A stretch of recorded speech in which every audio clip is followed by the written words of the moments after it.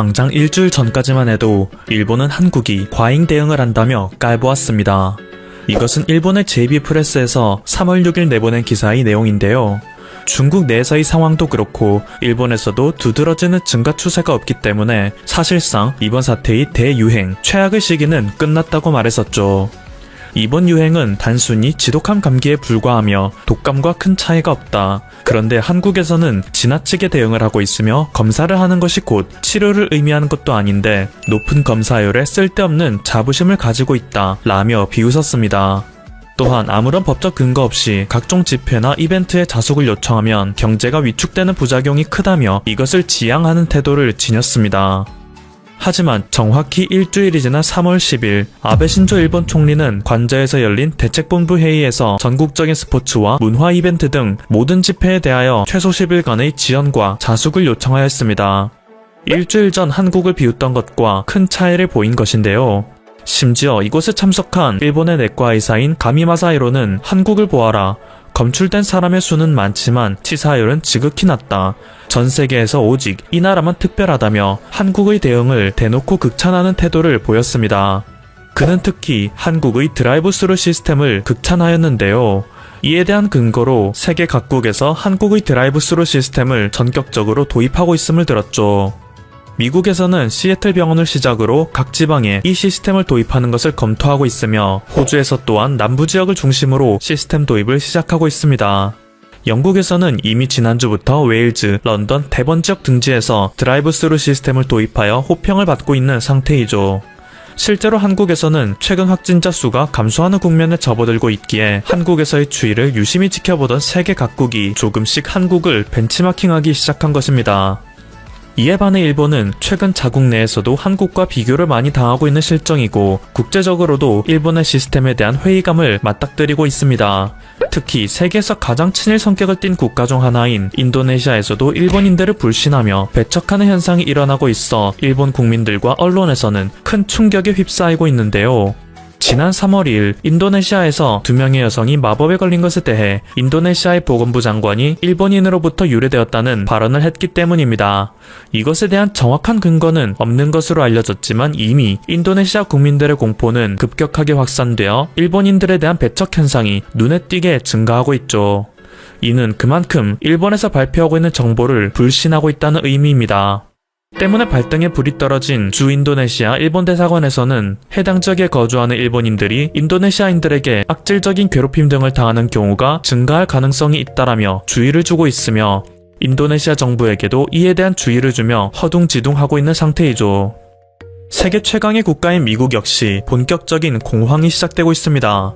안 그래도 그동안 미국에서 사용하는 마스크 등의 물품은 대부분 중국에 의존하고 있었는데 그나마 보유하고 있던 재고들마저 중국의 정부기관에서 이미 대부분 역수입하여 중국으로 반출해버렸기 때문입니다.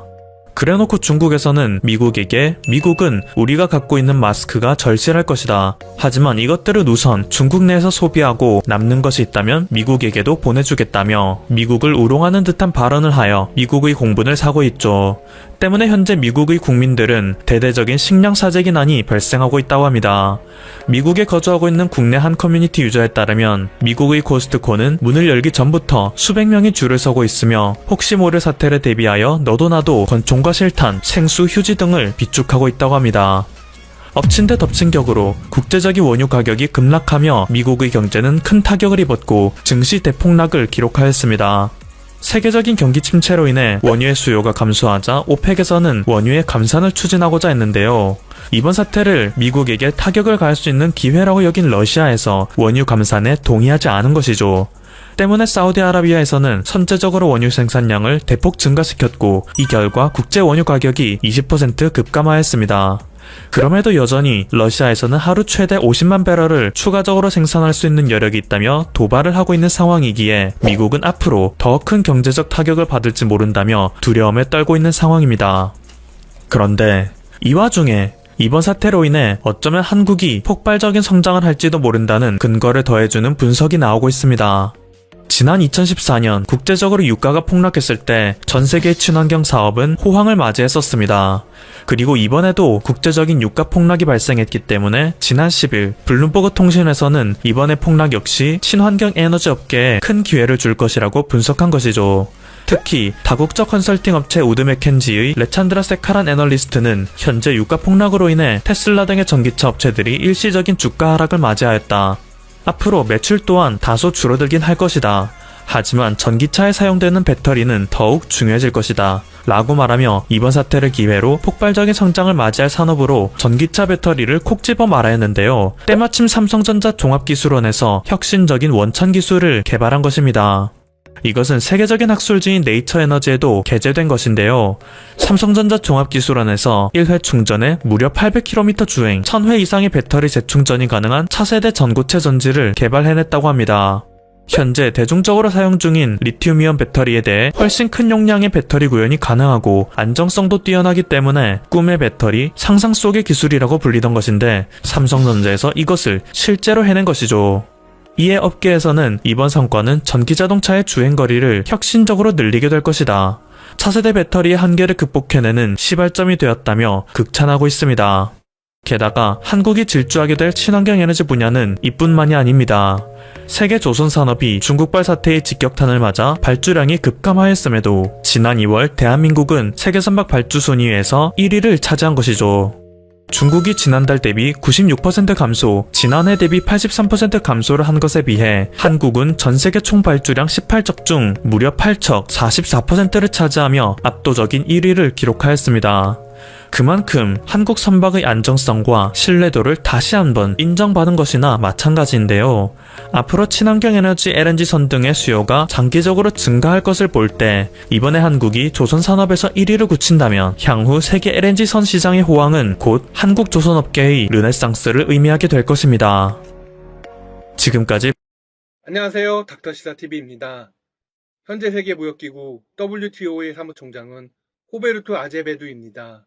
WTO의 6번째 사무총장인 그는 브라질 출신으로 2013년 9월에 취임해 4년의 임기를 마치고 2017년부터 두 번째 임기를 맡았습니다.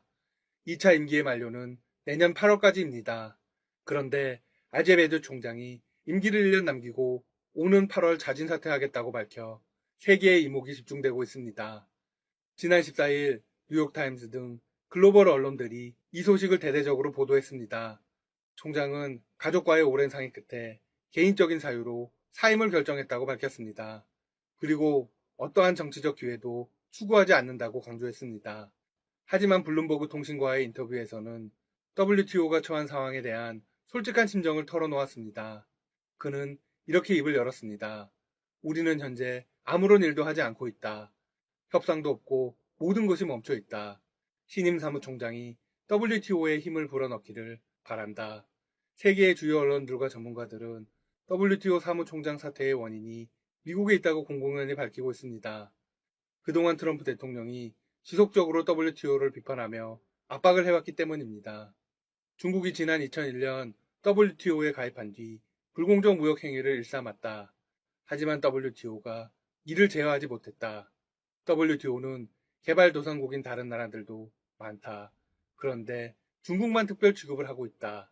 미 대통령이 WTO가 중국의 편을 매번 들어주는 것에 대해 불만을 토로한 것입니다.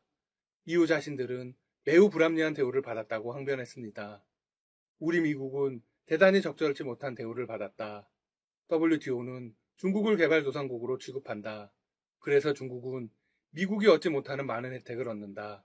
트럼프 대통령은 사무총장 사퇴에 관해서도 입을 열었습니다. 나는 아주 괜찮다. WTO는 정말 끔찍하다. 네, 사무총장의 조기 사퇴를 격렬하게 지지한다는 의미입니다. 자신의 의도대로 상황이 돌아가고 있다고 판단한 것이겠죠? 공세는 여기서 끝나지 않았습니다. 이번에는 중국을 겨냥해 한 방을 날렸습니다. 한 방송과의 인터뷰에서 이렇게 말했죠. 중국과 모든 관계를 끊을 수도 있다. 지금까지 해왔던 말 중 가장 수위가 높습니다. 프로그램 진행자는 중국과의 관계를 끊는다는 게 어떤 의미냐고 재차 물었습니다. 대통령은 중국에 대해 불편한 심기를 그대로 드러냈습니다. 말 그대로 다 끊겠다는 거다. 우리는 중국과 여러 가지 문제가 있다. 중국과 모든 관계를 단절할 경우 5천억 달러를 절약할 수 있다.